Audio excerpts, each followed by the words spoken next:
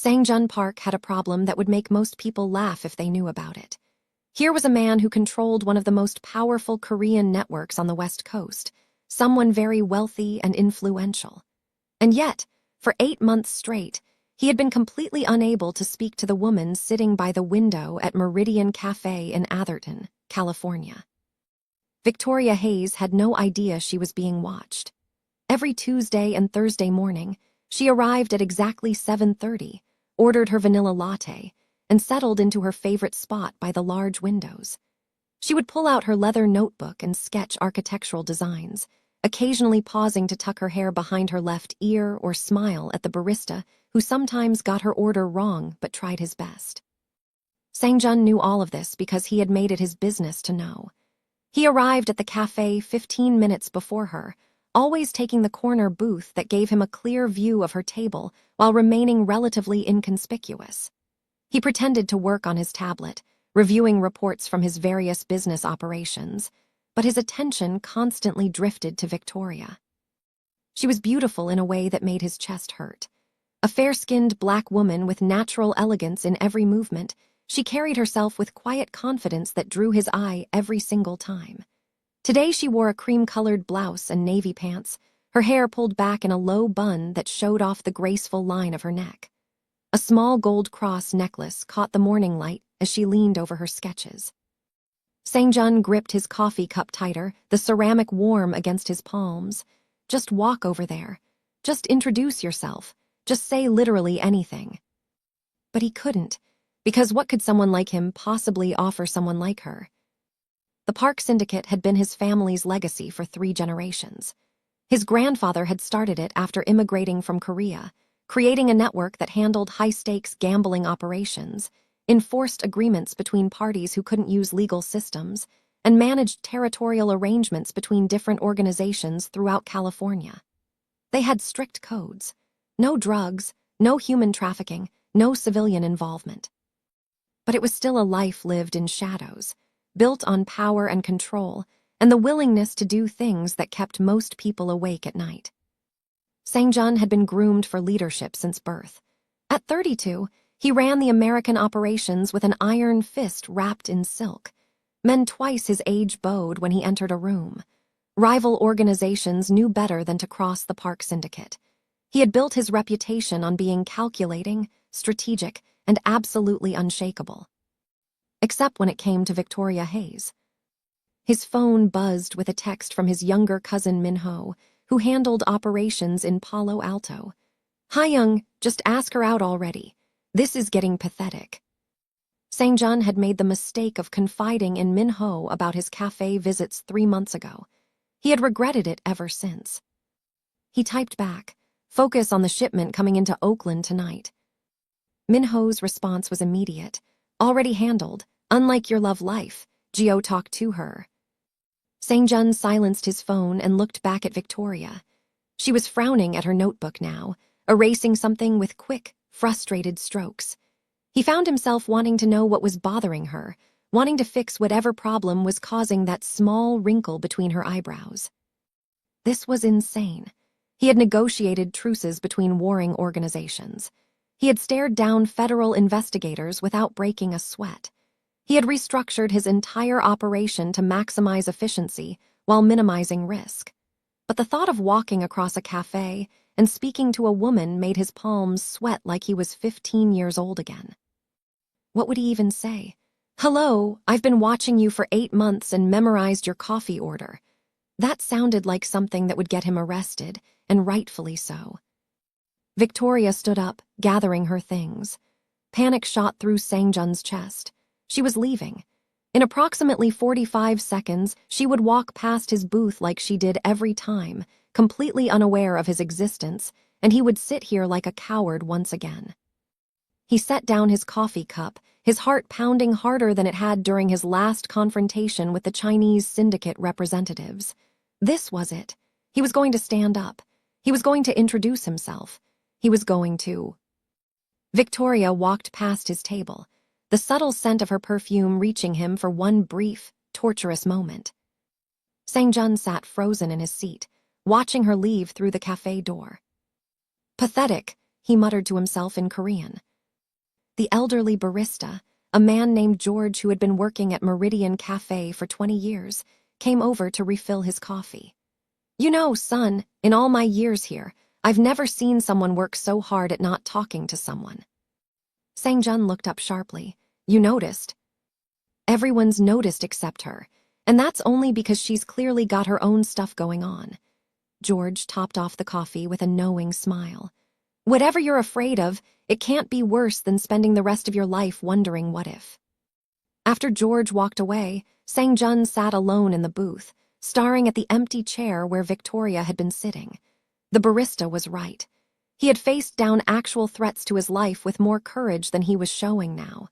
This woman had somehow become his weakness, his vulnerability, and she didn't even know his name. His phone buzzed again. This time it was a reminder about his afternoon meeting with representatives from a Seattle-based organization looking to establish better relations with the park syndicate. Business. Always business. The life he knew, the world where he was confident and in control. But as Sang-jun left the cafe and climbed into his Mercedes, he couldn't stop thinking about brown eyes and a smile that she gave freely to strangers but never to him, because he had never given her the chance. 8 months. He had wasted 8 months being afraid. Min-ho was waiting at the syndicate's private office in Santa Clara, a nondescript building that housed their legitimate business operations and provided cover for everything else. He took one look at Sang-jun's face and sighed. "You didn't talk to her?" "No." "Hayoung, this is getting ridiculous. You're Sang-jun Park. You literally made Vincent Chang apologize for disrespecting our territory last month, and that guy apologizes to no one. But you can't say hello to a woman in a coffee shop." "It's different." "How?" Sang-jun struggled to put it into words. "Everything I touch in this world I control or destroy. She's light. She designs community centers and libraries. She helps people. And I." "You help people too. Our organization provides structure, protection, resolution for disputes that would otherwise turn bloody. You've prevented more violence than you've caused." That's not how she would see it. That's not how any normal person would see it. Min-ho leaned back in his chair, studying his cousin with unusual seriousness. "You're in love with her." "I don't even know her." "You've been watching her for 8 months. You know her coffee order, her schedule, the way she sketches when she's thinking. You know her, Hayoung. You're just too scared to let her know you." Sang-jun had no response to that, because it was completely true. The meeting with the Seattle representatives went smoothly. Agreements were reached, territories were respected, everyone left satisfied. This was what Sang-jun was good at, reading people, finding mutually beneficial solutions, maintaining the delicate balance of power that kept their world functioning. But that night, alone in his penthouse apartment in Menlo Park overlooking the bay, Sang-jun found himself looking at Victoria's Facebook profile again. He had found it months ago, but had never sent a friend request, never liked anything, just observed from a distance like he did at the cafe. Her latest post was a photo of a building she had helped design, a community center in San Jose. The caption read, "Nothing better than creating spaces where people can feel safe and connected. This one's special." Safe, connected, 2 things Sang-jun's world rarely provided. He closed the laptop and stared out at the city lights. Somewhere out there, Victoria was living her life completely unaware that a Korean mafia boss had fallen for her from across a coffee shop and was too afraid to do anything about it. Tomorrow was Thursday. She would be at the cafe again. And Sang-jun would be there too, watching from his corner booth, trapped in a pattern he didn't know how to break. "I want to ask you a question. Do you think a powerful man like Sang-jun will ever find the courage to speak to Victoria?" Drop your thoughts below. I want to hear your thought in the comment section. Now, let's continue. Victoria Hayes rushed through the doors of Patterson and Associates Architecture in downtown San Jose, already 20 minutes late for the morning meeting. Her boss, Richard Patterson, gave her a look that clearly communicated his disapproval as she slipped into her seat at the conference table. This was the 3rd time this month her Tuesday and Thursday cafe visits had made her late. Jessica Rodriguez, her best friend and fellow architect at the firm, slid a blueberry muffin across the table with a sympathetic smile. Victoria mouthed, "Thank you," and tried to focus on the presentation about their upcoming projects. But her mind kept drifting back to the cafe, to the quiet morning routine that had somehow become essential to her peace of mind. After everything she had been through in Chicago, those 2 mornings a week were her anchor, her safe space before diving into the demands of work and life. "Victoria, your thoughts on the Cupertino proposal?" Mr. Patterson's voice cut through her wandering attention. She snapped back to the present, pulling up the files on her tablet. "The mixed-use development has strong potential, but we need to ensure the residential spaces don't feel like an afterthought to the commercial areas. People will actually live there. It needs to feel like home, not just profitable square footage." Mr. Patterson nodded, somewhat appeased by her contribution. The meeting continued for another hour, discussing timelines and budgets and client expectations. All things Victoria was good at, all things that should have held her full attention. But today her focus was scattered. When the meeting finally ended, Jessica cornered her in the break room. "Okay, Spill, you've got that look again." "What look?" "The one you get every Tuesday and Thursday morning. Something's going on at that cafe. You've been going there religiously for 8 months. That's not just about good coffee." Victoria poured herself a cup of the office coffee, which was significantly worse than what she got at Meridian Cafe. "It's peaceful there, that's all." "For 8 months. Girl, please, there's more to this story." Victoria hesitated, then admitted, "There's this man. He's there every time I am, always sits in the corner booth." Jessica's eyes widened with interest. "And, have you talked to him?" "No, he's never approached me. I've caught him looking a few times, but he always looks away quickly." "What does he look like?" "Korean, well-dressed, intense eyes. There's something about him that feels powerful, but also careful, like he's very aware of the space he takes up." "That's oddly specific for someone you've never talked to." Victoria shrugged, uncomfortable with how much she had noticed. After Derek, she had promised herself she would be more careful, more guarded. Noticing strange men in coffee shops did not fit that promise. Jessica studied her friend's face. "You're interested in him." "I didn't say that." "You didn't have to. I've known you for 2 years. This is the first time you've mentioned noticing any man since you moved here." That was true. After Derek, Victoria had built walls so high that even friendly male attention made her nervous. But the man in the corner booth had never made her uncomfortable. He kept his distance, never pushed into her space, just existed in the same general area twice a week. "It doesn't matter anyway," Victoria said. "He's clearly not interested enough to actually introduce himself. Or maybe he's shy. Not every guy is a pushy jerk like Derek." The mention of her ex made Victoria's shoulders tense.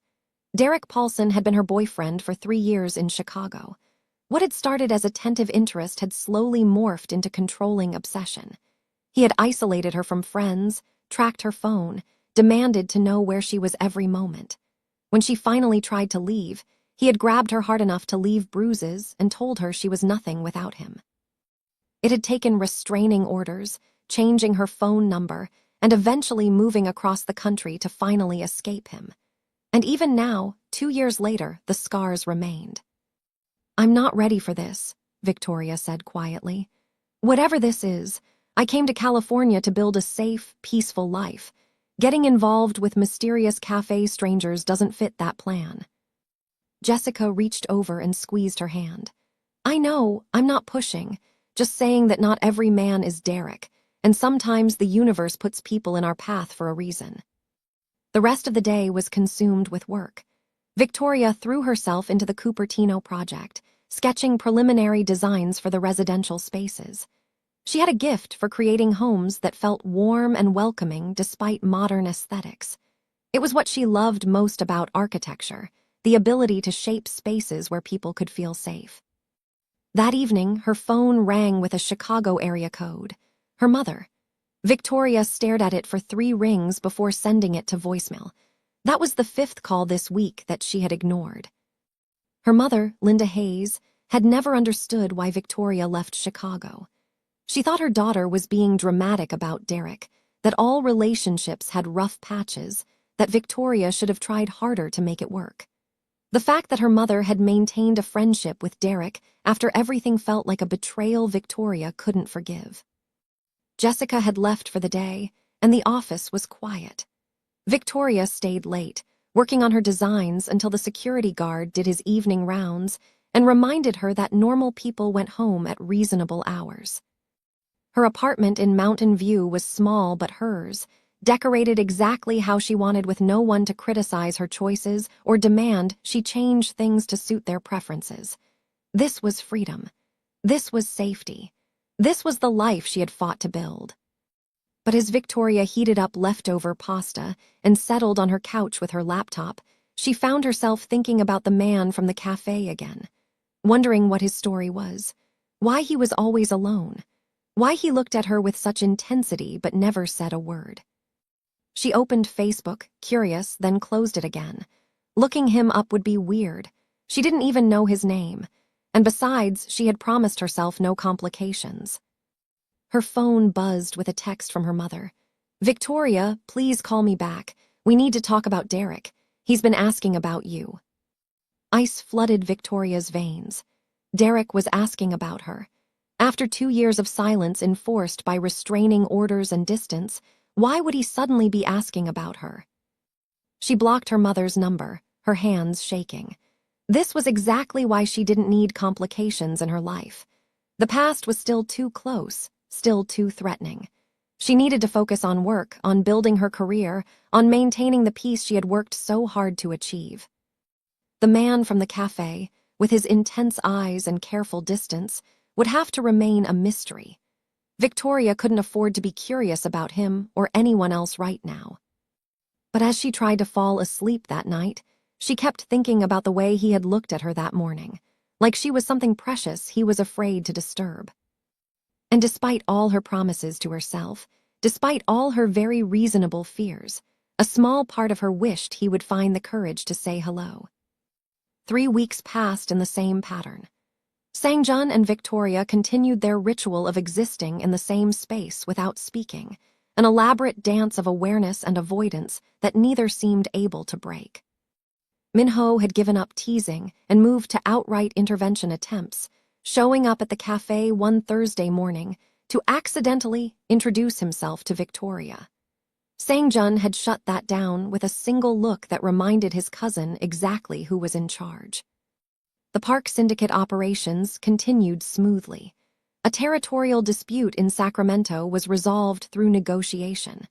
A high-stakes poker game in their Palo Alto establishment generated significant revenue. Federal agents sniffed around their import business but found nothing actionable. Everything was under control. Except Sangjun's complete inability to speak to the woman he thought about constantly. It was a Thursday morning in late October, the weather starting to cool down enough that Victoria had arrived at the cafe wearing a burgundy sweater that made Sangjun's heart do complicated things in his chest. She ordered her vanilla latte, smiled at George the barista, and settled into her usual spot.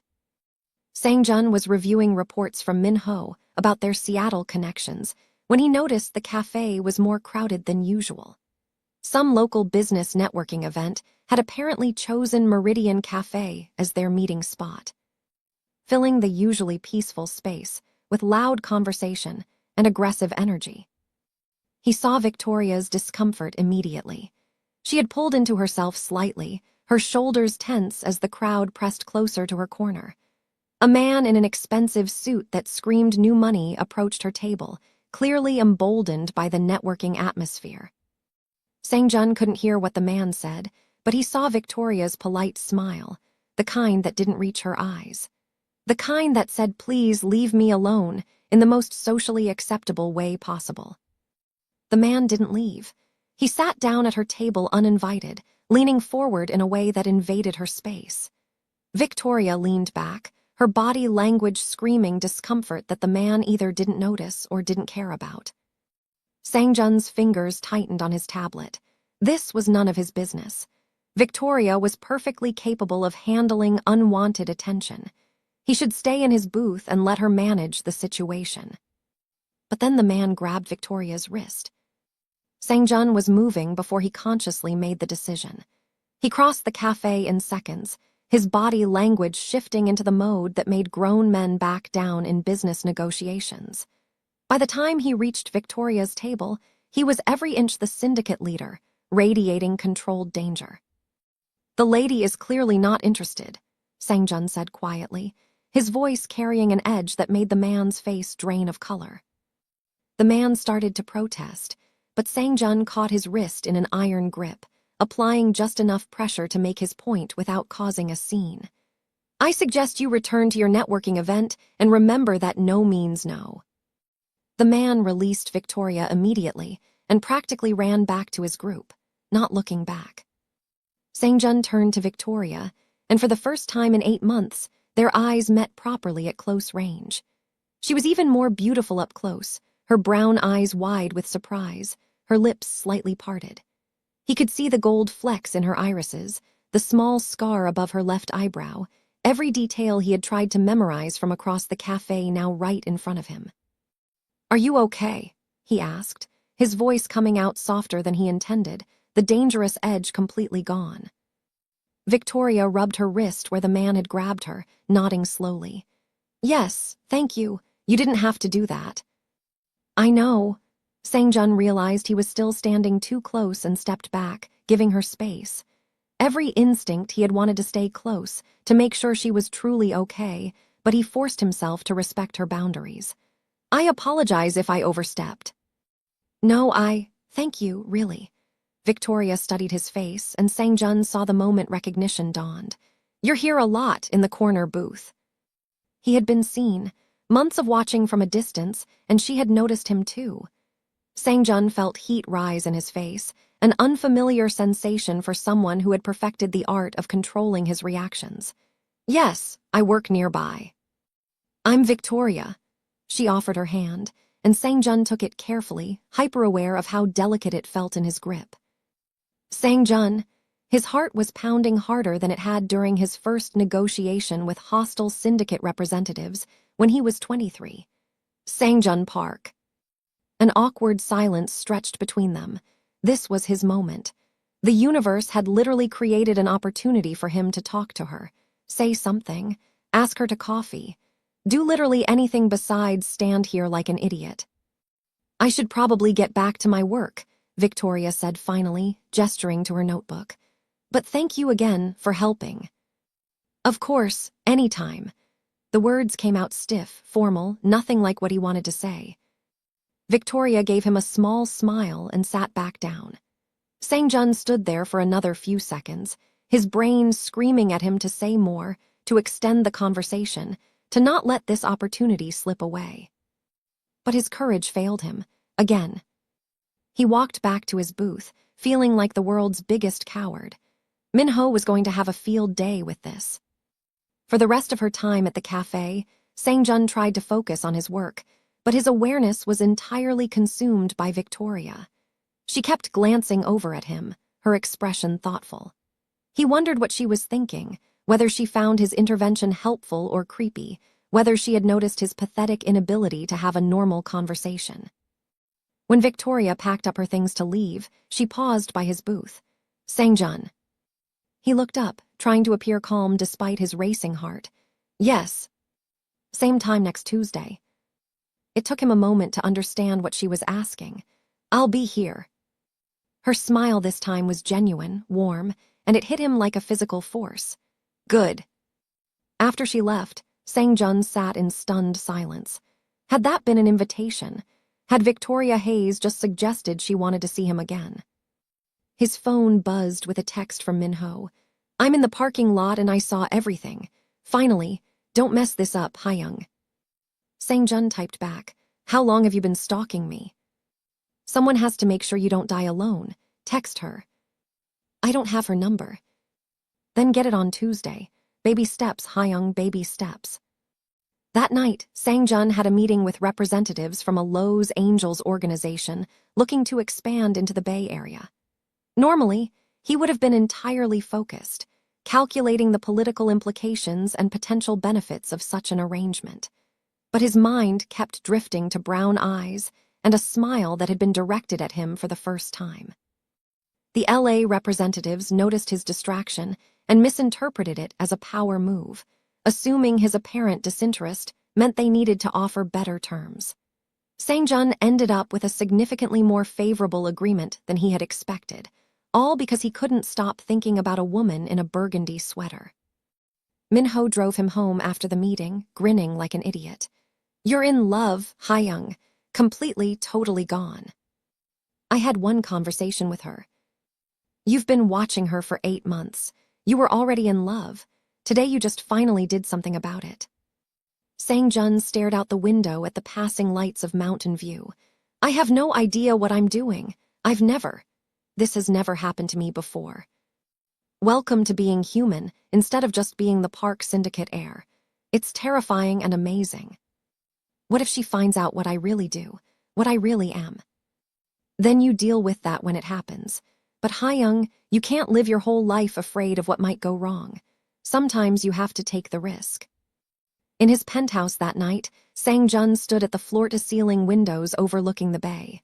Somewhere out there, Victoria was going about her evening, probably not thinking about him at all. Why would she? They had exchanged maybe 50 words total. But she had said, "Same time next Tuesday," with a smile that suggested she wanted to see him again. That had to mean something. For the first time in 8 months, Sang-jun allowed himself to hope that maybe, just maybe, this impossible thing might actually be possible. Victoria couldn't stop thinking about Sang-jun. The way he had handled that aggressive man showed controlled strength, even danger. But the way he had spoken to her afterward, looked at her, had been almost gentle. There was a contradiction there that fascinated her. Jessica noticed immediately when Victoria mentioned him at lunch the next day. "Wait, corner booth guy finally talked to you. What's his deal?" "I don't know exactly. He said he works nearby." Victoria hesitated, poking at her salad.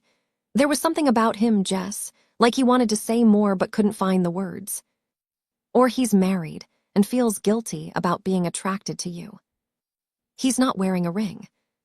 "You checked," Jessica grinned. "Girl, you're more interested than you're admitting."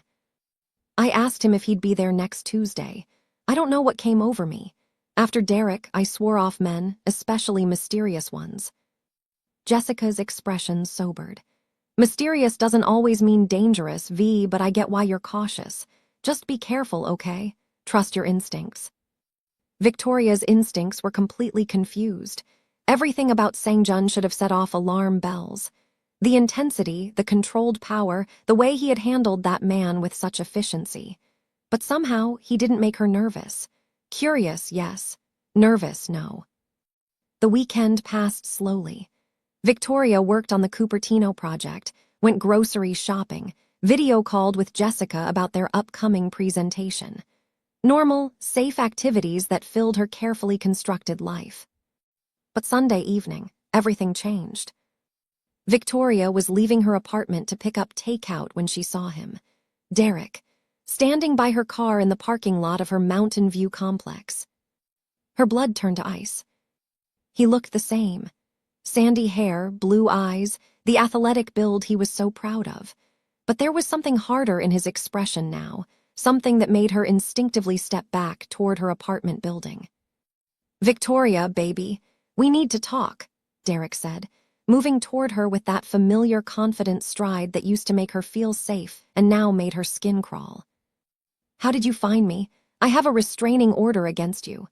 Her voice shook despite her efforts to sound strong. "That expired 6 months ago. You really should keep better track of these things." Derek smiled, but it didn't reach his eyes. "And your mom told me where you live. She agrees that we should work things out." Betrayal hit Victoria like a physical blow. Her own mother had given Derek her address, after everything she knew about what he had put her through. "Stay away from me, Derek. I'm not kidding." She pulled out her phone, but Derek moved faster, grabbing her wrist exactly where that man at the cafe had grabbed her days ago. "Don't be dramatic. I flew all the way from Chicago because I love you, Because we belong together. 2 years, Victoria. Don't you think you've punished me long enough? Punished you? You put your hands on me. You controlled every aspect of my life. You made me afraid in my own home. Victoria tried to pull away, but his grip tightened. I was protecting you. You're so naive about how dangerous the world is, about how men really are. I was keeping you safe, and you twisted it into something ugly. The twisted logic was exactly the same as it had been 2 years ago. Derek genuinely believed his controlling, abusive behavior had been loving protection. No amount of conversation would change that delusion. Let go of me right now, or I'm screaming for help and calling the police. And tell them what? That your boyfriend came to visit you, that we're having a conversation. Ex-boyfriend, we're done, Derek. We've been done for 2 years. Accept it and move on. Derek's expression hardened, the familiar shift from fake charm to real anger that used to terrify her. I've given you time and space. I've been patient. But I'm done waiting, Victoria. You're coming back to Chicago with me, and we're going to fix this relationship. I'm not going anywhere with you. He pulled her closer, his other hand coming up to grip her shoulder. You don't get to make that choice. Victoria opened her mouth to scream, but a voice cut through the parking lot before she could. I suggest you remove your hands from her immediately. Both Victoria and Derek turned to see Sang-jun walking toward them. He must have just arrived in the parking lot, his Mercedes parked a few spaces away. He was dressed casually in dark jeans and a black sweater, but there was nothing casual about the way he moved, the contained danger in every step. Derek laughed, not releasing Victoria. Who the hell are you? This is between me and my girlfriend. I'm not your girlfriend, Victoria said through gritted teeth. Sang-jun stopped a few feet away, his dark eyes locked on Derek's hands where they gripped Victoria. This is your last warning. Let her go. Or what? You'll fight me over some woman you don't even know. Derek's grip on Victoria tightened possessively. Get lost, buddy. This doesn't concern you. What happened next occurred so fast that Victoria barely processed it. Sang-jun moved with practiced efficiency, breaking Derek's hold on her and twisting his arm behind his back in a movement that was clearly designed to control without causing serious injury. Derek cried out in surprise and pain. You have 3 seconds to apologize to the lady and leave, or I call the police and press charges for assault, Sang-jun said calmly, maintaining his hold on Derek. Your choice. You're breaking my arm. I'm applying uncomfortable pressure to your shoulder joint. Your arm is fine. 2 seconds. Derek struggled briefly, then seemed to realize he was completely outmatched. Fine, I'm sorry, okay. Let me go. Sang-jun released him and stepped back, positioning himself between Derek and Victoria. Get in your car and drive away. If you contact Victoria again, if you come near her again, if you so much as think about her, I will make it my personal mission to ensure you regret it. Do we understand each other? Derek rubbed his shoulder, his face red with humiliation and rage. This isn't over, Victoria. You can't hide behind your new boyfriend forever. Actually, she can, Sang-jun said quietly, and there was something in his voice that made Derek go pale. Now leave before I change my mind about being civilized. Derek looked between Sang-jun and Victoria one more time, then practically ran to his rental car. He peeled out of the parking lot fast enough to leave tire marks. The moment he was gone, Sang-jun turned to Victoria with concern replacing the cold danger in his expression. Are you hurt? Did he harm you? Victoria was shaking, adrenaline flooding her system. I'm okay. How are you here? This is my building. Sang-jun looked suddenly uncomfortable. I live here too. Building C, I saw you from my balcony and realized something was wrong. You live here. Of all the apartment complexes in Mountain View, they lived in the same one. For about 6 months now, I've seen you around a few times but never wanted to seem like I was, following you or anything. He ran a hand through his hair, clearly flustered. This isn't how I wanted our second conversation to go. Despite everything, Victoria almost laughed. You just saved me from my psycho ex-boyfriend. I think the circumstances of our second conversation are pretty good. Your ex-boyfriend, Sang-jun repeated slowly. The one who had a restraining order against him. How did you know about that? You mentioned it to him. Victoria's legs suddenly felt weak. The shock was catching up with her. Sang-jun noticed immediately and gently guided her to a nearby bench. Sit down before you fall down. Head between your knees if you feel faint. They sat in silence for a few minutes while Victoria's breathing returned to normal. Sang-jun stayed close but didn't touch her, giving her space to recover. He flew from Chicago, Victoria said finally. My mother gave him my address. I can't believe she would do that after everything. Family can be complicated. There was a weight to how Sang-jun said it that suggested personal experience. Thank you for intervening. Again, this is becoming a pattern. I don't mind the pattern if it means you're safe. Victoria looked at him properly. In the fading evening light, his features were sharp and handsome, but it was his eyes that caught her. There was genuine concern there and something else, something that looked almost like longing. Why do you watch me at the cafe? The question came out before she could stop it. Sang-jun went very still. You noticed that? For months now, you're always there when I am. You always sit in the same booth. You look at me when you think I'm not paying attention. He was quiet for a long moment, seeming to wrestle with what to say.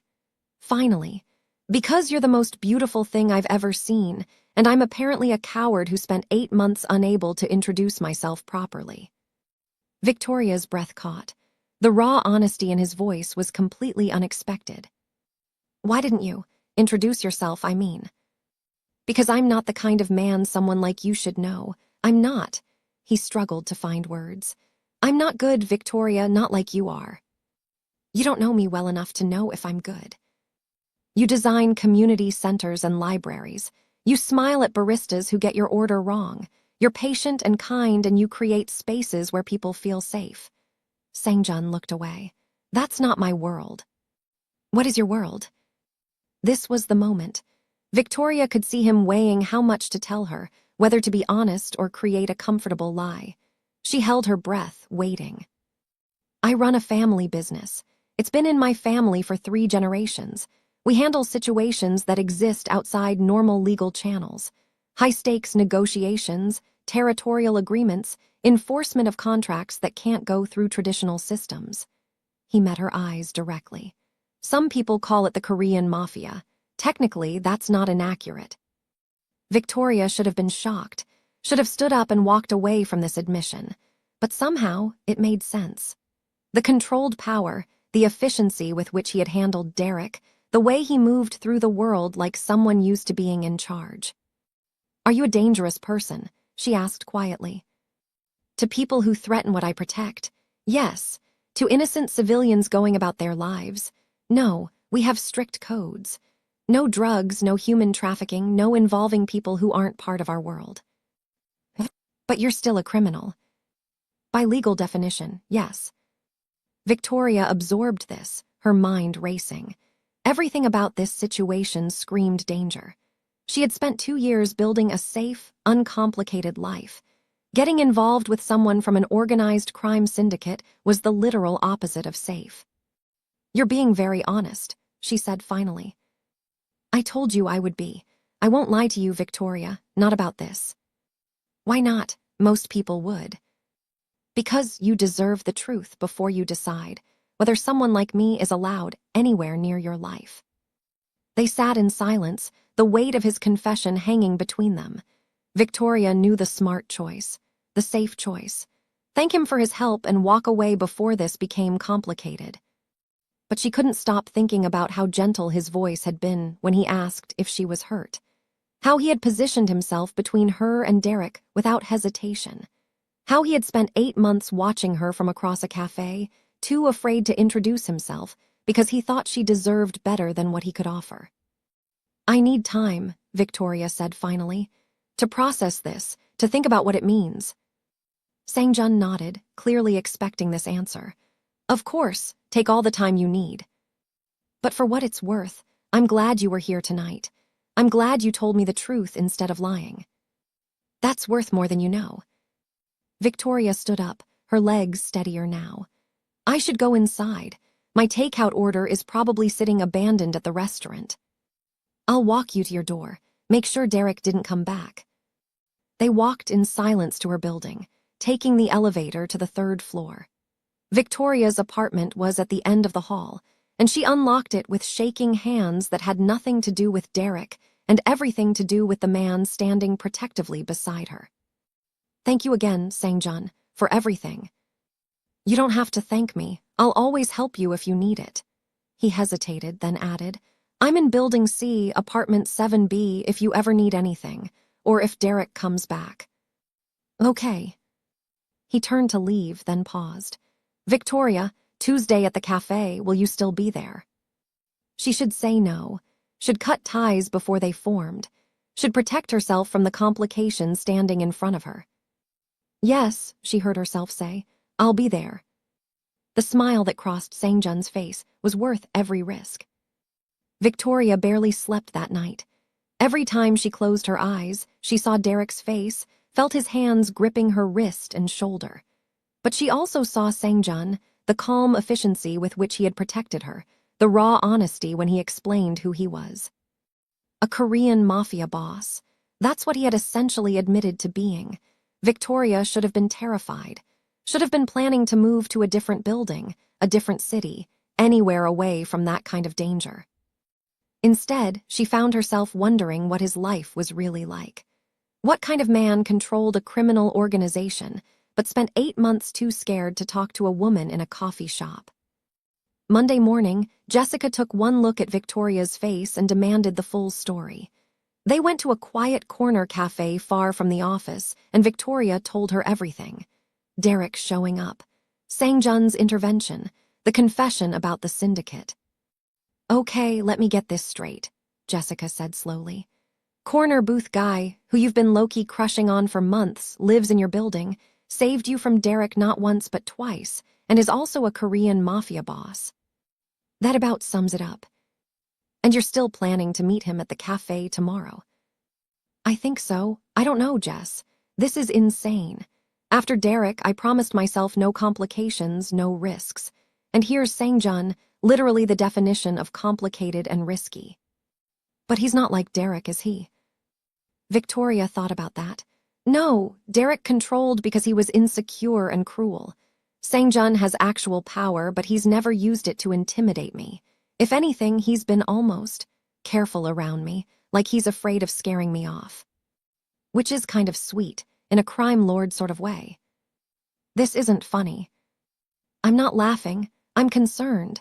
But V, I've watched you rebuild your entire life from nothing. You're not the scared woman who left Chicago 2 years ago. You're strong enough to make this decision for yourself. Jessica reached across the table and squeezed her hand. "Just promise me you'll be smart about it. Trust your instincts." Victoria's instincts were at war with each other. Logic said run. Her heart said stay and see where this goes. That evening, her phone rang with a Chicago number she didn't recognize. Against her better judgment, she answered. "Victoria, it's your mother." Victoria almost hung up immediately. "You gave Derek my address." "He loves you, honey. He deserves a second chance. Everyone makes mistakes." "He was abusive, Mom. He controlled me, isolated me from my friends, and put his hands on me. Those aren't mistakes. That's a pattern of abuse." "You're being overdramatic. Derek is a good man from a good family. You're not getting any younger, Victoria. You can't afford to throw away a relationship over a few arguments." The casual dismissal of her trauma made Victoria's blood boil. "I'm 28, not elderly. And they weren't arguments, they were abuse. But clearly, you don't want to hear that. I just want you to come home, to stop running and face your problems." "I'm not running. I'm building a life on my own terms. And if you can't respect that, if you're going to keep giving my personal information to my abusive ex, then we don't have anything more to talk about." Victoria hung up before her mother could respond, then immediately blocked the number. Her hands were shaking, tears streaming down her face. The betrayal from her own mother hurt almost as much as Derek showing up had. She curled up on her couch, letting herself cry for the family that didn't understand her, for the safety she had thought she'd built that felt suddenly fragile. Her phone buzzed with a text from an unknown number. The message read, "This is Sang-jun. Min-ho got your number from the cafe's customer database. Don't ask.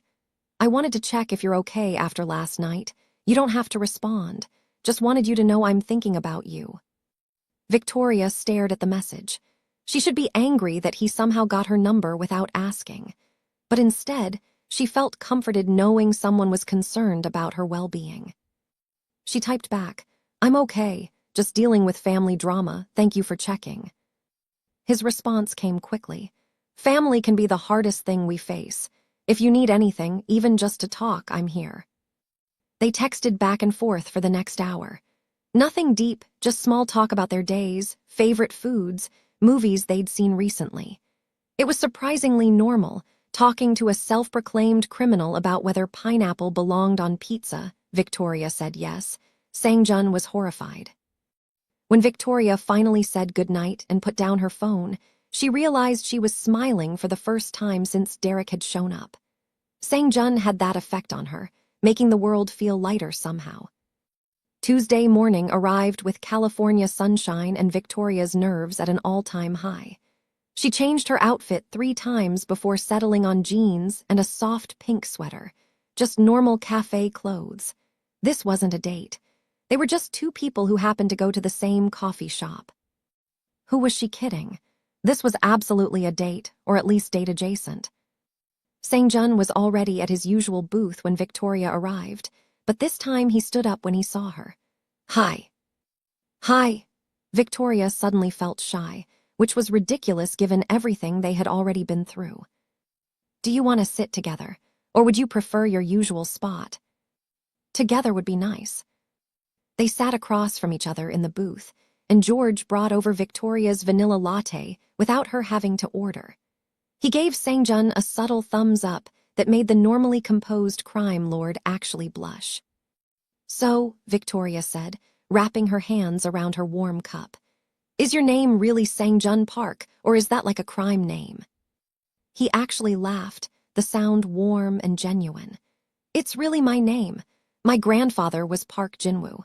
He started our organization after immigrating from Korea in the 70s. "Tell me about him." Sang-jun's expression softened with memory. He was hard but fair, believed in honor and protecting those who couldn't protect themselves. The organization started because Korean immigrants were being exploited and victimized, and the police didn't care. My grandfather created a system where our community could find justice and protection. That's actually kind of noble. It started that way, over time. It evolved into what it is now. More complicated, more morally gray, but we still maintain those core principles. They talked for 2 hours, the cafe filling and emptying around them without either noticing. Sang-jun told her about growing up with the weight of family expectations, being groomed for leadership since childhood. Victoria shared her dreams of starting her own architectural firm someday, designing affordable housing that didn't sacrifice beauty for budget. "You want to create homes," Sang-jun said thoughtfully. "Safe spaces for people who need them. After Derek, I understand how important that is, how much it matters to have a place where you feel protected and free." "He won't bother you again. I made sure of it." Victoria hesitated, then asked, "What does made sure of it mean exactly?" "I had people find out where he was staying. They visited him with documentation of every illegal thing he's done in the past 5 years, things that would destroy his career and possibly lead to criminal charges. Tax fraud, insider trading, misuse of client funds. Derek isn't as clean as he pretends."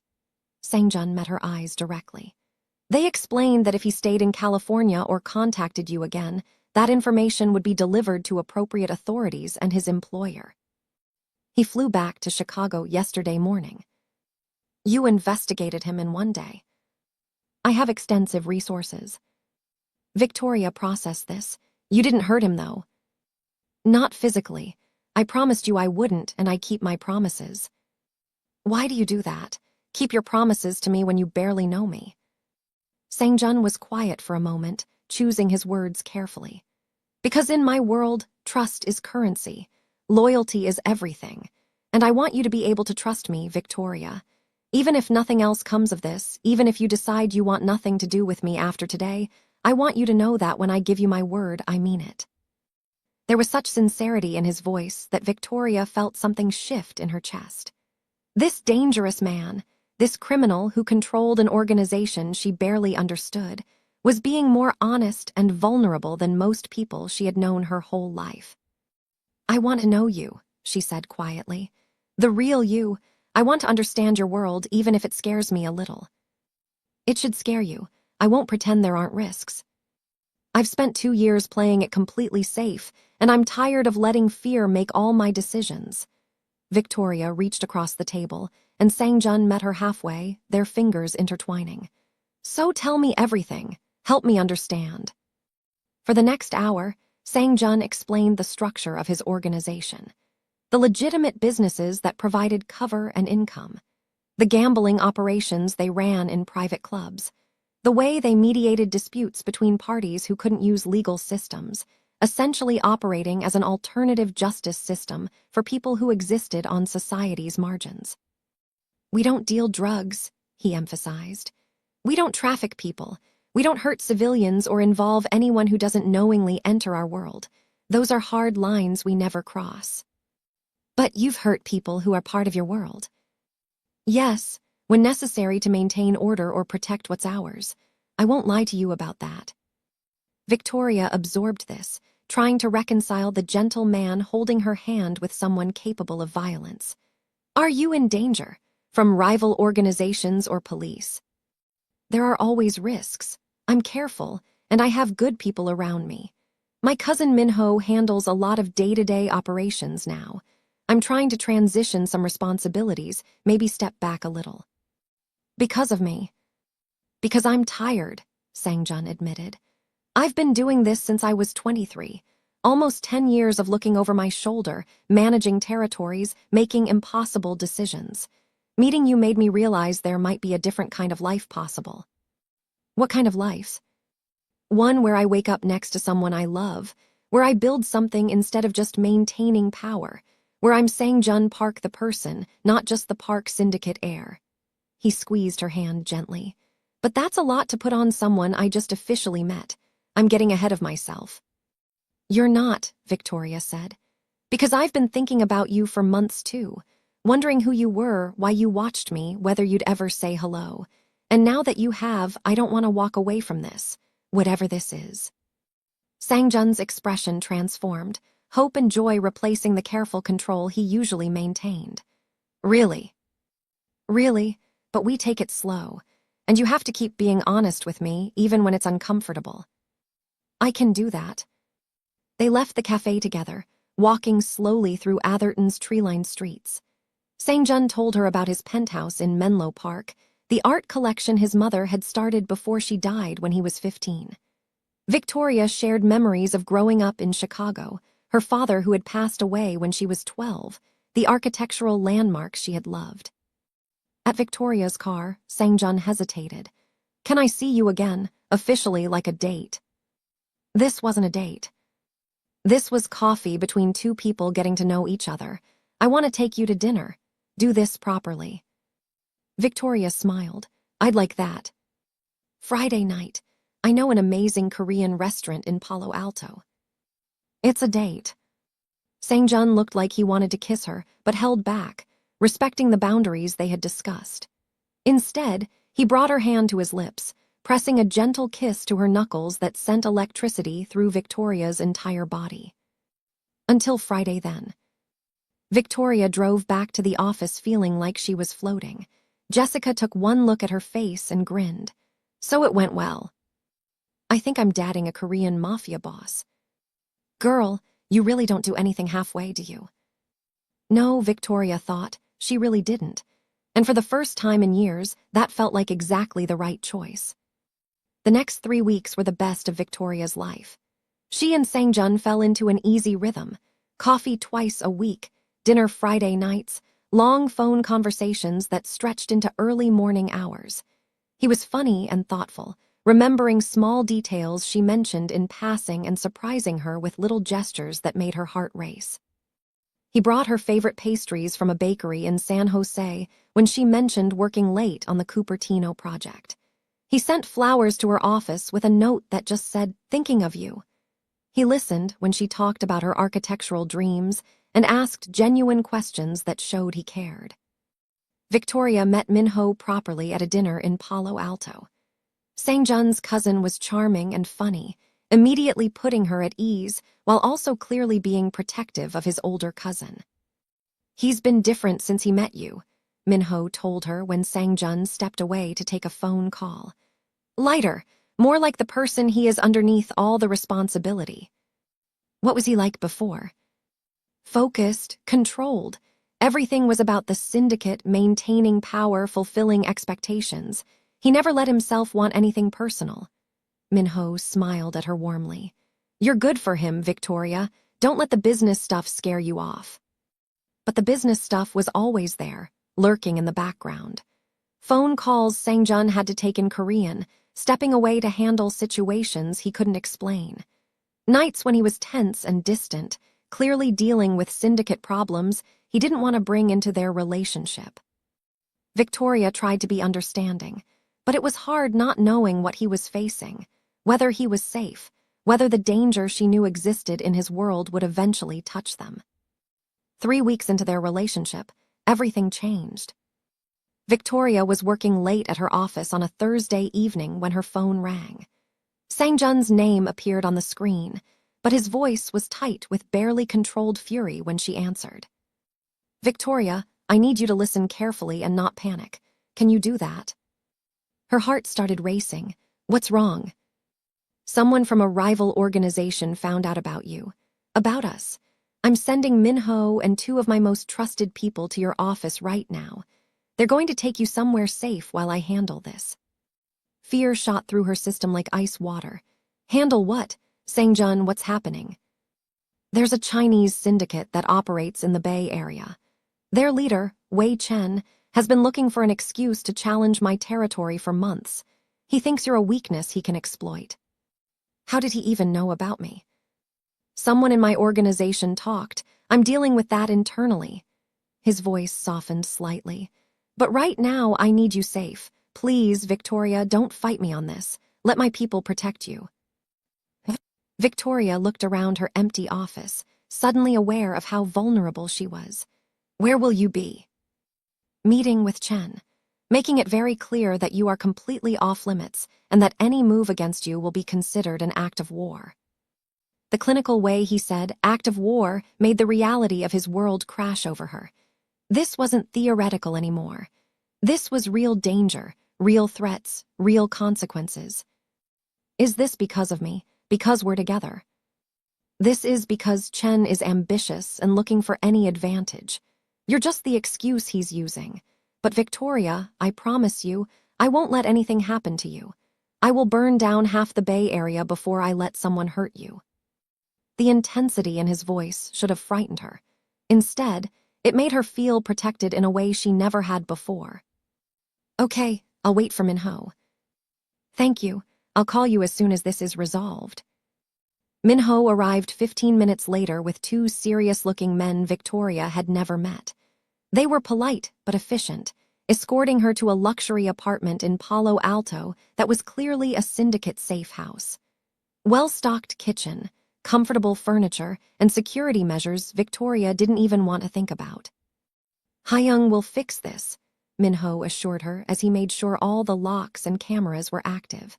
"He's never lost a negotiation, and he's definitely not going to lose one when you're what's at stake." "What if Chen doesn't want to negotiate? What if he wants a fight?" "Then he'll get one, but not the kind he's expecting." Minho's usually friendly expression turned cold. "The Park Syndicate has alliances with most of the major organizations on the West Coast. If Chen moves against you, he moves against all of us.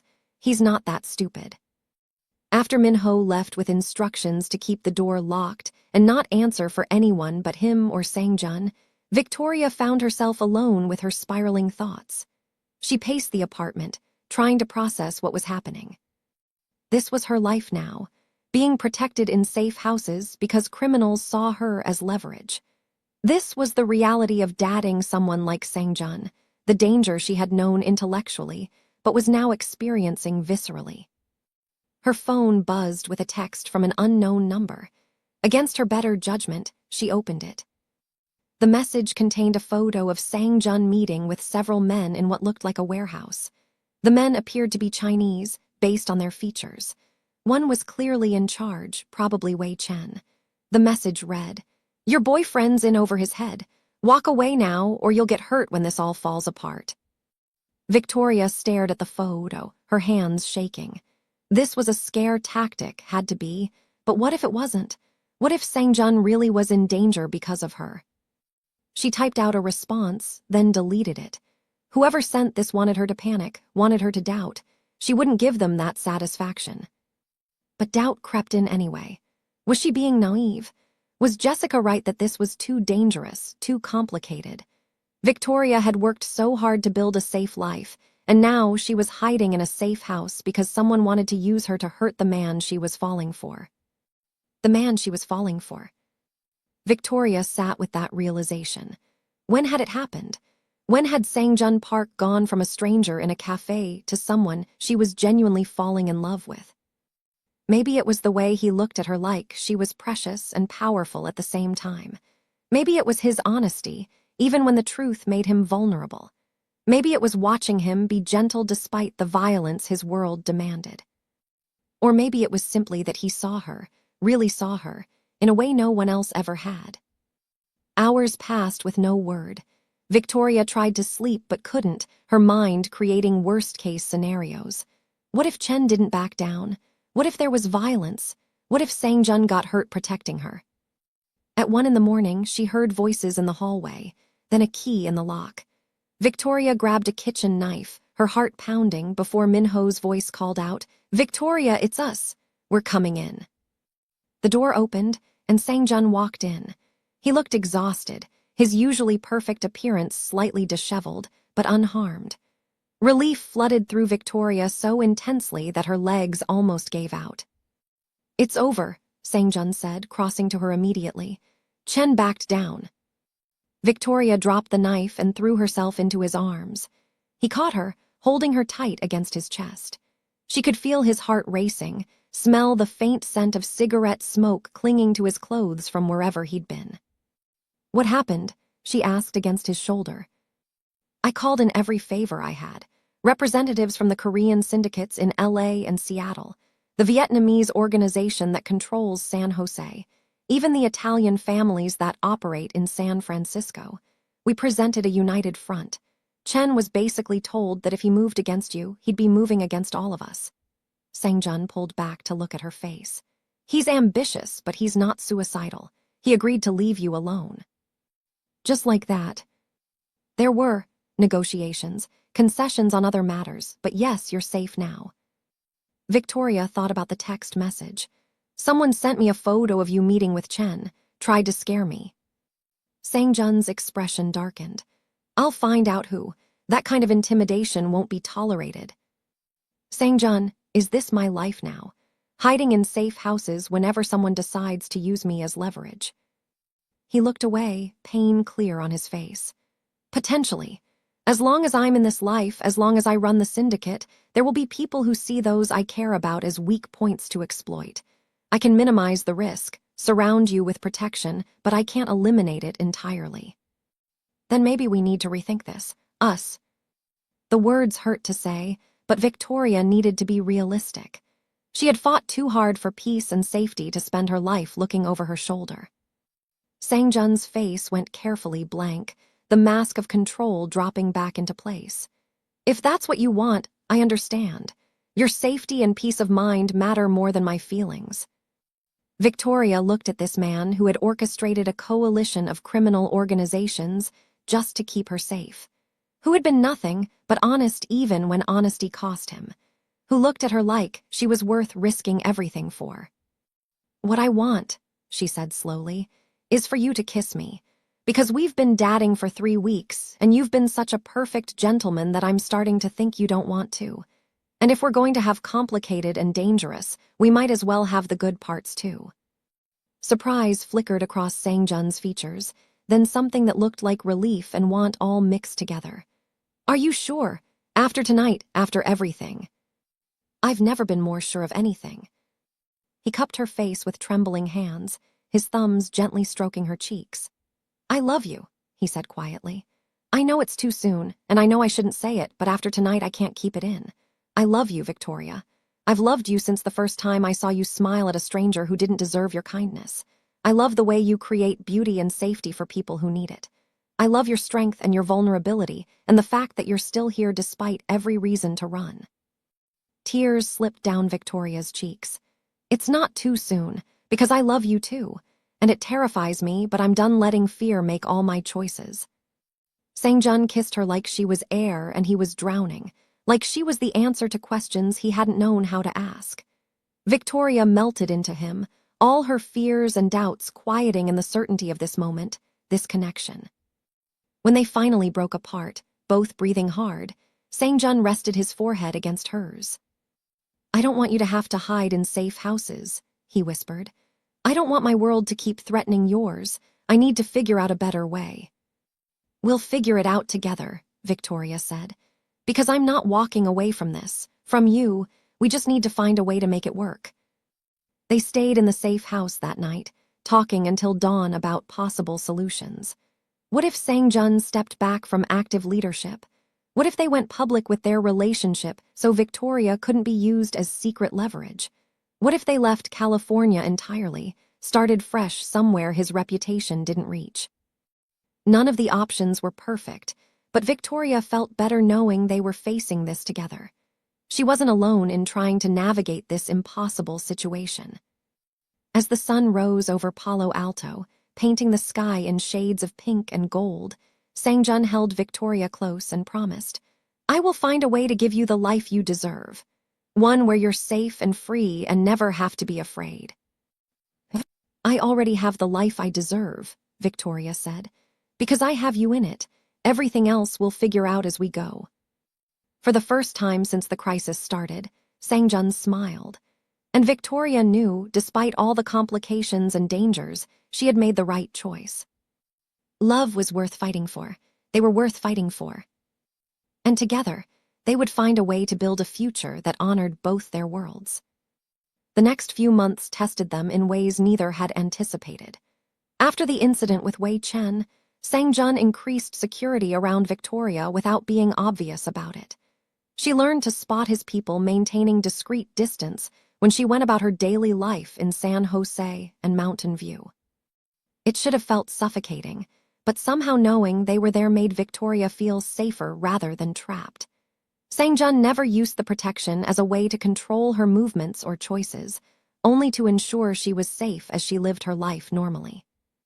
Her Cupertino development project moved into the design implementation phase. Victoria threw herself into the work, creating residential spaces that balanced modern aesthetics with homey warmth. Mr. Patterson praised her vision publicly in a firm meeting, and Jessica squeezed her hand under the table in celebration. Sang-jun showed up to her final client presentation with a bouquet of white roses, sitting in the back of the room with obvious pride as she walked the investors through her designs. Afterward, he took her to an expensive restaurant in Los Gatos to celebrate. You were incredible, he told her over dinner. The way you explained the design philosophy, how you made them see the humanity in the architecture.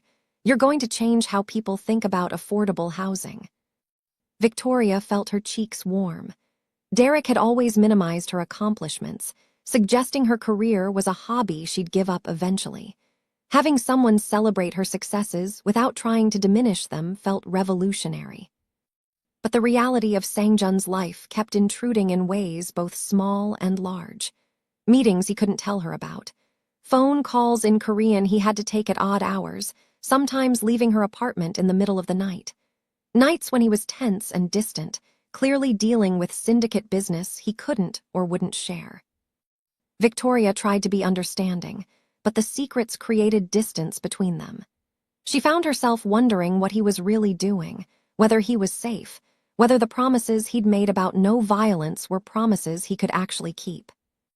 Meanwhile, pressure was building from both their families. Victoria's mother kept calling from different numbers, bypassing the blocks Victoria had put in place. The messages were always the same. "Come home, stop this nonsense," Derek was asking about her again. Jessica finally suggested Victoria change her number entirely, cutting off that avenue of contact. It felt extreme, but Victoria was exhausted from the constant emotional manipulation. Sangjun faced his own family pressure. His father called from Seoul multiple times a week, demanding he return for the Lunar New Year and finalize marriage arrangements with the daughter of a powerful Korean family. The alliance would strengthen their position in Asia significantly. "I keep telling him no," Sangjun explained over dinner at his Menlo Park penthouse one Friday evening. "I told him I'm involved with someone, that I'm not interested in an arranged marriage." "What does he say?" "That I'm being foolish and selfish, that personal feelings don't matter when it comes to the syndicate's future, that I have responsibilities to the family that come before my own happiness." Sangjun took her hand across the table. "He's threatening to remove me as head of American operations if I don't comply." Victoria's chest tightened. Would he really do that? "Yes, my father built his life on duty and tradition. The idea that I'd choose love over strategic advantage is incomprehensible to him." "What happens if he removes you?" "Min-ho would probably take over, which would actually be fine. He's capable and respected. But it would mean I lose the protection I can offer you. No resources, no network, no ability to ensure your safety if someone did decide to come after you." The irony wasn't lost on Victoria. "So leaving the syndicate would actually make me less safe?" "In the short term, yes. Until the transition of power was complete and everyone understood you weren't connected to me anymore. But that transition could take months or even years." The complexity made Victoria's head hurt. "This is impossible, isn't it? There's no version where we both get what we want." Sangjun pulled her into his arms, and Victoria buried her face in his chest, breathing in his familiar scent. "I refuse to believe that," he said. "There has to be a way." But as weeks turned into months, the solution remained elusive. Sangjun's father increased the pressure, having representatives from the prospective bride's family contact him directly. Victoria could see the strain it put on him, the weight of disappointing his father and potentially losing his position. Her own mother escalated as well, somehow getting Victoria's new number and leaving increasingly hostile messages.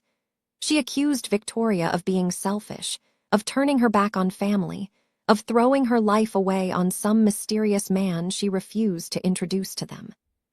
In a moment of weakness after a particularly brutal voicemail, Victoria almost called Derek.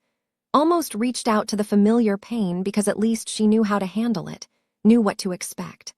The self-destructive impulse scared her enough that she called her therapist immediately and scheduled an emergency session. "You're dealing with a lot of pressure from multiple directions," Dr. Martinez said during their video call. "Your mother's manipulation, the strain of being with someone whose life involves real danger, the complexity of navigating a relationship that exists outside normal social frameworks. It's understandable that you're feeling overwhelmed." "I just want a normal relationship," Victoria said, tears streaming down her face. "Coffee in the mornings without looking over our shoulders, meeting each other's families without having to lie, a future that doesn't come with constant threats." "Is that possible with Sangjun?" "I don't know. Sometimes I think we're fighting for something that can't exist." After the therapy session, Victoria sat in her apartment staring at her phone. She needed to talk to Sangjun, needed to have the hard conversation they'd been avoiding about whether this relationship had a realistic future. But before she could call him, he showed up at her door. "I could feel that something was wrong," he said when she let him in. "What happened?" Victoria broke down, telling him about the pressure from her mother, her moment of almost calling Derek, her fears that they were fighting an impossible battle. Sangjun held her while she cried, stroking her hair and murmuring reassurances in Korean that she didn't understand, but found comforting anyway. "I have an idea," he said when her tears finally subsided. "It's drastic, and it would mean giving up a lot, but I think it might be the answer." What kind of idea? What if I step down? Not immediately, but in a planned transition. I give Minho 6 months to a year to fully take over operations. Make sure all our territories are stable, our alliances are solid, our business interests are protected. Then I walk away completely. Victoria pulled back to look at him. Could you really do that? Leave the syndicate entirely? I've been thinking about it more and more. This life, it's all I've ever known. I was raised for it, trained for it, told my entire life that it was my destiny and duty. But Victoria, it's not all I want anymore. He cupped her face gently. You asked me what I want. I want a life where I come home to you every night, where the biggest decision we make is what to watch on Netflix, where I'm just Sang-jun, not the Park Syndicate heir. That's a huge sacrifice. Your family business, your father's respect, everything you've worked for. My father made his choices about what matters to him. I deserve to make mine. And what matters to me is you, building a future together, living a life that means something beyond power and control. Victoria's heart swelled. What would you do if you left? I have legitimate business degrees and experience. I'm good at negotiations, management, strategic planning. I've been thinking about consulting, helping businesses navigate complex situations, or maybe working with you on your affordable housing projects. I have capital to invest and skills that could be useful. You've really thought about this. I haven't been able to think about anything else. Sang-jun's voice was raw with honesty. Meeting you showed me a different kind of life was possible. I don't want to spend the next 30 years looking over my shoulder, making decisions based on power and fear. I want to build something with you, something real and lasting that doesn't come with blood and secrets. What about your father? What about the bride he wants you to marry? My father will be disappointed, but he'll have to accept it. And the marriage arrangement was never going to happen. I made that clear months ago. He took both her hands. Victoria, I'm choosing you. I'm choosing us. If that means walking away from the syndicate, if that means disappointing my family, if that means starting completely over, then that's what I'll do. Victoria looked at this man who had spent 8 months watching her from across a cafe because he thought she deserved better than what he could offer, who had protected her from threats she didn't even know existed, who was now willing to give up his entire life's purpose to build something new with her. I choose us too, she whispered, and I'll support you through this transition however I can. Sang-jun kissed her with such tenderness that Victoria felt like she might break apart from the emotion of it. Thank you, he murmured against her lips. Thank you for being brave enough to love me despite everything.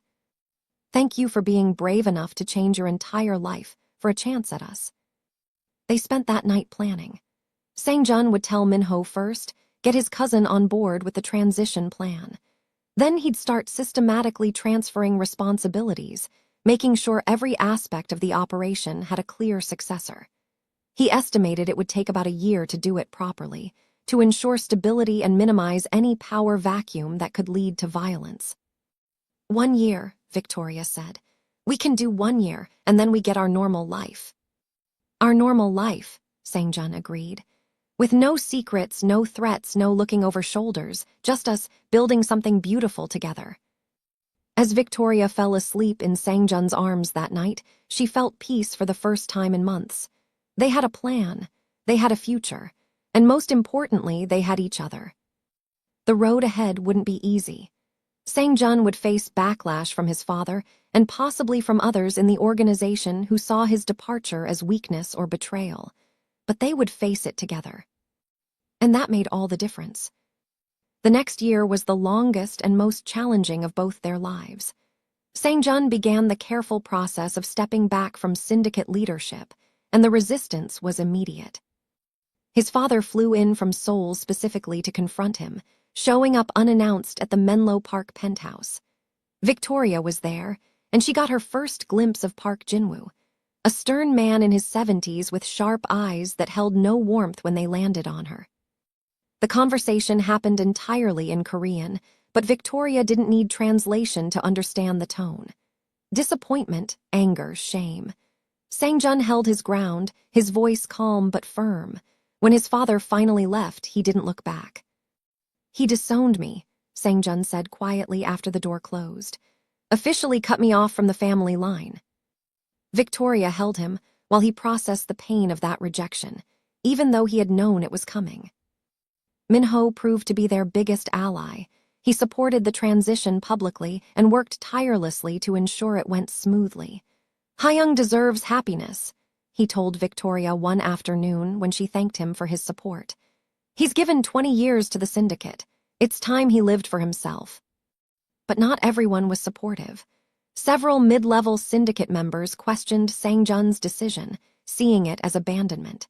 There were tense meetings where his authority was challenged, situations where Victoria worried violence might erupt. Sang-jun navigated it all with the same strategic skill he'd always possessed, making it clear that his departure was planned and non-negotiable, but also ensuring everyone understood their interests would be protected. Wei Chen tested the transition 3 months in, sending people to approach Victoria outside her office. Sang-jun's response was swift and decisive. He personally met with Chen and made it clear that even in transition, crossing certain lines would have severe consequences. Chen backed down. Victoria's own life was transforming too. The Cupertino project completed successfully, garnering attention from major architectural publications. She was offered a promotion at Patterson and Associates, but instead gave her notice. "I'm starting my own firm," she told Jessica over lunch in downtown San Jose. "Focused exclusively on affordable housing design. Sang-jun's going to be my business partner once he fully transitions out." Jessica squeezed her hand. "I'm so proud of you, V, and I have to admit, I was wrong about him. Any man willing to give up everything for you is worth keeping." 6 months into the transition, Sang-jun and Victoria moved in together, finding a beautiful house in Los Altos Hills with views of the bay. It felt like a statement, a claim on their shared future. They worked together on business plans for their new venture, combining Sang-jun's strategic and financial expertise with Victoria's architectural vision.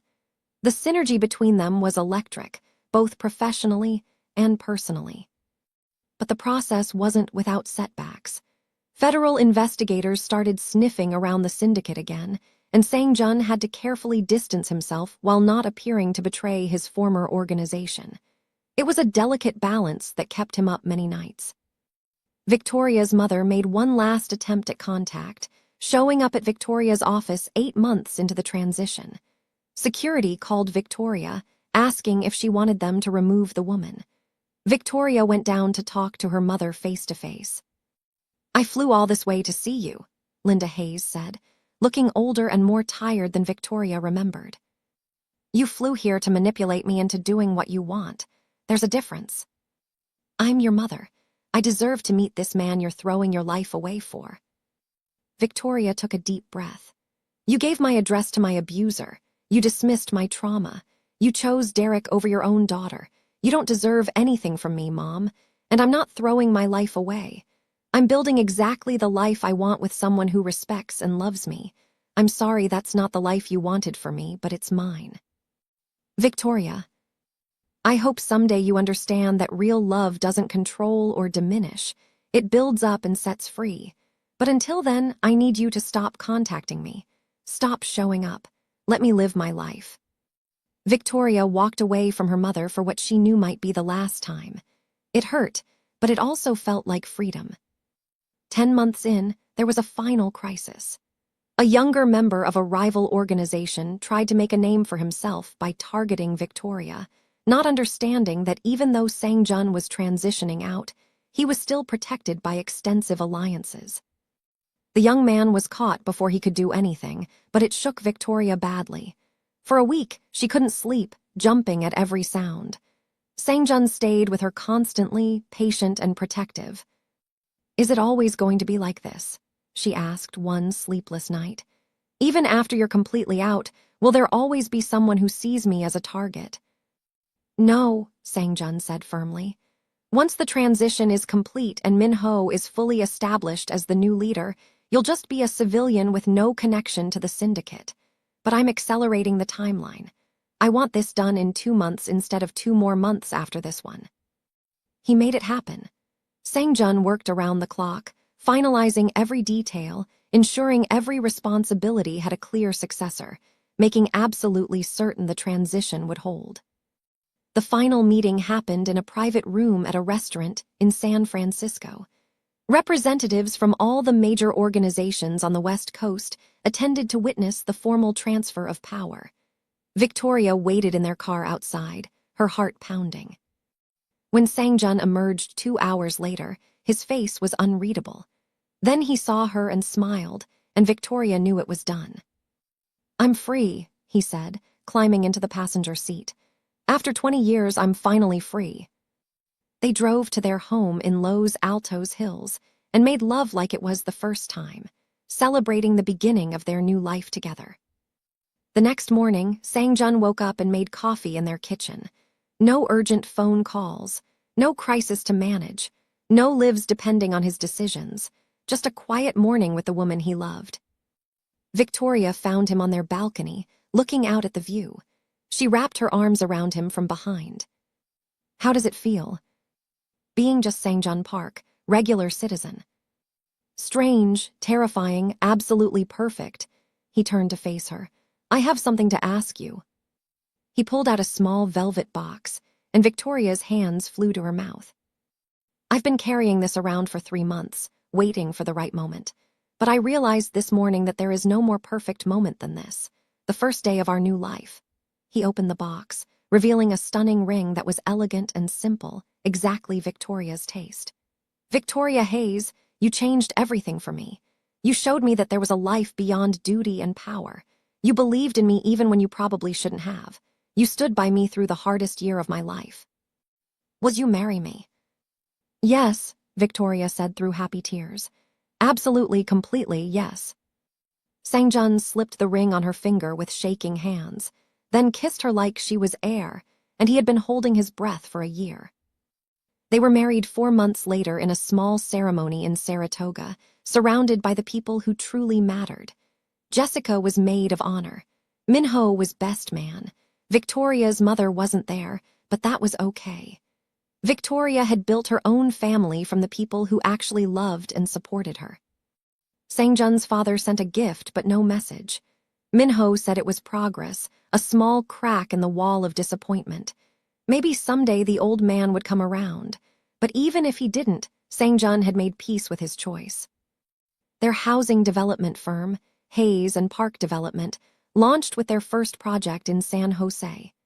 Using Sang-jun's capital and business connections, the legitimate ones, and Victoria's architectural vision, they created beautiful, affordable housing that didn't sacrifice dignity for budget. The project was profiled in architectural magazines and local news.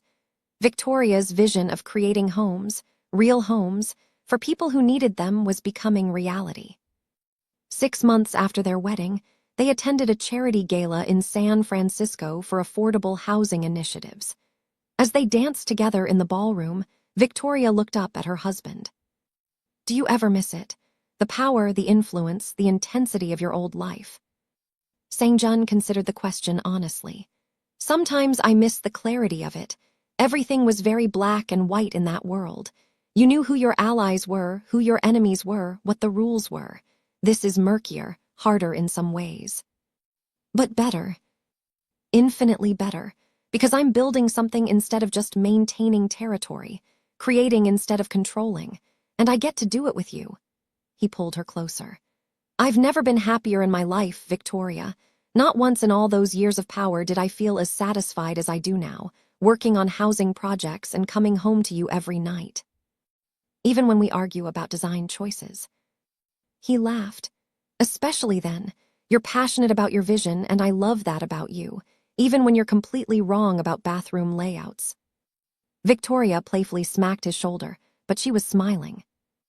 They left the gala early, driving back to their home in the hills. The house was dark and quiet, their sanctuary from the world. In bed that night, wrapped in each other's arms, Sang-jun whispered, "Thank you." "For what?" "For being brave enough to love me when I was still figuring out how to love myself.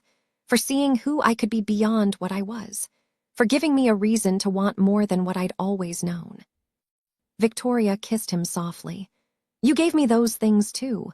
You showed me that I could trust again, that I could open my heart after Derek broke it. You protected me while also setting me free. That's the greatest gift anyone's ever given me." We saved each other then. We did. As Victoria drifted off to sleep, safe and loved, and building the exact life she had always dreamed of, she thought about the journey that had brought them here. A chance encounter in a cafe. A man too scared to say hello. A woman too hurt to be open to love. And somehow, against all odds and logic, they had found each other and built something beautiful from the ruins of their old lives. In the morning, they would wake up and continue building their business, their future, their shared dreams. But tonight, they had everything they needed right here. Each other, trust, love, home. And that was more than enough. 2 years after Sang-jun officially left the syndicate, he and Victoria stood in front of their 10th completed housing development, this one in East Palo Alto. The mayor was there for the ribbon-cutting ceremony, along with the families who would be moving into the affordable units. Victoria watched a single mother walk through one of the apartments, her young daughter running from room to room with pure joy. The woman had tears in her eyes as she took in the space. Beautiful hardwood floors, large windows letting in natural light, a kitchen designed for actually cooking meals, bedrooms that felt like safe havens. "This is really ours?" the woman asked Victoria, her voice shaking. "Really yours. A place where you can build a life, where your daughter can feel safe and loved." The woman hugged Victoria, whispering thank you over and over. Sang-jun put his arm around his wife's shoulders, proud of what they'd built together. After the ceremony, they drove back to their office in downtown San Jose. Hayes and Park Development had grown beyond their initial expectations, developing a reputation for creating housing that prioritized human dignity alongside affordability and sustainability. They had a team of 12 now, architects, project managers, community liaisons. Jessica had joined them 6 months ago as lead designer, leaving Patterson and Associates to be part of something she believed in. "You two have built something really special," she told them at the end of that first day. "This is what architecture should be about, creating homes, not just buildings." Min-ho stopped by their office that evening, as he often did when he was in the area. He had proven to be an excellent leader of the Park Syndicate, maintaining the organization's power while also slowly shifting some operations toward more legitimate business interests. "Hyung, I saw the news coverage of the East Palo Alto project. It looked amazing." "We're proud of it," Sang-jun said. "It's exactly what we envisioned when we started this company." "And you, are you happy in this civilian life?" Sang-jun looked at Victoria, who was reviewing plans at her desk, occasionally tucking her hair behind her ear in that gesture he had first noticed in a cafe years ago. "Happier than I ever imagined possible." Min-ho smiled. "I'm glad. You deserved this, both of you." He hesitated, then added, "Your father asked about you last week, asked if you were well." It was the first time in 2 years that his father had inquired about him. Sang-jun felt something loosen in his chest. "What did you tell him?" "That you were thriving, building something meaningful with your wife." He didn't say anything, but I could tell he was processing it. Maybe someday his father would reach out.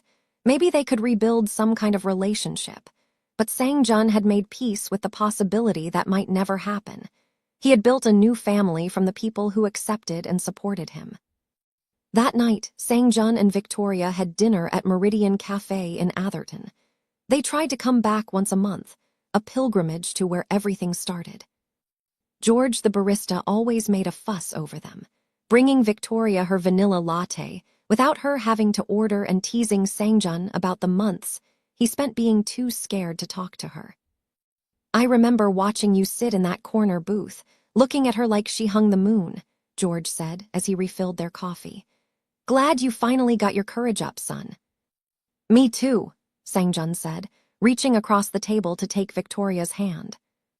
They sat in what used to be Sang-jun's booth, the corner that gave a view of where Victoria used to sit sketching her designs. It felt full circle, returning to this place as husband and wife, business partners, best friends. Do you ever think about how different our lives could have been? Victoria asked. If you had never talked to me that day, if I had decided the risk was too much. All the time, I think about how close I came to letting fear win, to spending the rest of my life watching you from afar but never knowing you. Sangjun brought her hand to his lips. I'm grateful every single day that you were brave enough to give us a chance. We were both brave. You gave up everything you knew for the possibility of us. And gained everything that actually mattered. They stayed until the cafe closed, talking about their next projects and dreaming about the future. They wanted to expand their model to other cities. Maybe open an architecture school focused on affordable housing design. Perhaps start a family in a few years, though neither was in a rush. The possibilities felt endless now, in a way they never had before. As they walked to their car, Victoria's phone buzzed with an email. She checked it and gasped. What is it? Sangjun asked. The National Association of Architects wants to feature our work in their annual showcase. They're calling our approach revolutionary. She looked up at him with shining eyes. Sangjun, this could change everything. We could influence how affordable housing is designed nationwide. He pulled her into his arms, spinning her around in the parking lot like they were teenagers. You're going to change the world, Victoria Hayes Park. We are, together. They drove home to their house in Los Altos Hills, the city lights spreading below them like stars. Inside, their home was filled with evidence of their shared life. Victoria's architectural models on the dining table, Sangjun's Korean cooking ingredients in the kitchen, photographs from their travels on the walls, books in both English and Korean on the shelves. It was exactly the kind of home Victoria had always dreamed of creating. Safe, warm, full of love. In their bedroom, as they got ready for sleep, Sangjun watched Victoria brush her hair and thought about all the Tuesday and Thursday mornings he had watched her from across a cafe, too afraid to approach. All the time he had wasted being scared when he could have been knowing her, loving her, building this life with her. What are you thinking about? Victoria asked, catching his gaze in the mirror. How I spent 8 months being too afraid to say hello to the woman I loved. Loved past tense, should I be worried? She was teasing, but Sangjun pulled her close. Love, present tense. Love so much that sometimes I can't believe this is real, that you chose me despite everything, that we actually made this work. Victoria turned in his arms, looping hers around his neck. We made it work because we were both willing to fight for it, because we were honest even when it was hard, because we chose each other every single day, even when choosing each other meant giving up other things. I would make the same choice every time, 1,000 times over. Me too. They made love slowly, tenderly, with the comfort of two people who knew each other's bodies and hearts intimately. Afterward, wrapped together in the darkness, they talked about their dreams for the future until sleep claimed them both. Sangjun Park had spent most of his life being powerful and feared, making decisions that affected hundreds of people, controlling territories and operations with strategic precision. But lying there with Victoria sleeping peacefully in his arms, he realized this was true power, being trusted with someone's heart and choosing to protect it every single day.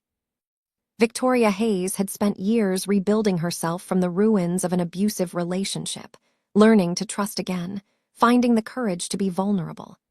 But waking up next to Sangjun every morning, safe and loved and free to be fully herself, she knew all the risk had been worth it. They had both been scared, both faced impossible obstacles, both given up things that mattered. But they had found each other, built something beautiful together, created not just houses but a real home, not just a business but a mission, not just a relationship but a partnership that made them both better. And every morning, when Sangjun made coffee and Victoria sketched new designs, when they argued playfully over project details and celebrated each completed development, when they fell asleep tangled together in their bed, they knew they had found something rare and precious. They had found each other, against all odds, despite all complications, through all the fear and doubt and danger. And that was everything. The Korean mafia boss, who had been too scared to confess his love to the lady he watched from afar, had found his courage. The architect who had been too hurt to be open to love had found her healing. Together, they had built a life that honored both their pasts and their futures. A life filled with purpose, passion, and the quiet joy of two people who had found their home in each other. And they lived it fully, gratefully, beautifully, every single day.